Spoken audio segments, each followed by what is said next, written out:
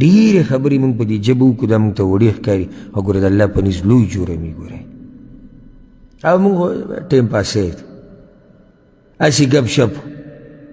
هغه خبره چې موږ یې وړه ګڼو هغه د رب العالمین په نزد غټه خبره وي ټیک یره پرته ده چې ژبه په کنټرول کې ساته او ځکه رسول صلی الله علیه وسلم وایي صحیح بخاري صحیح مسلم کې دا حدیث دی المسلم من سلم المسلمون من لسانه ویده مسلمان هغه دی چې د هغه د لاس او د ژبې نه نور مسلمانان په حفاظت کې یعنې وي چې نور مسلمانان صرف د هغه د لاس او خپې نه په حفاظت کې د هغه د لاس نه او د هغه د ژبې نه او د ژبې د نقصان دا ګوره د لاس نه کله زوروري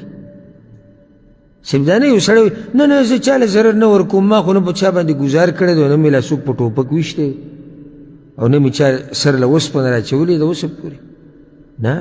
یوازې دا نه دی ستا دا ژبه چې د دې د لاسه چېرته یو مسلمان تنګ نه شي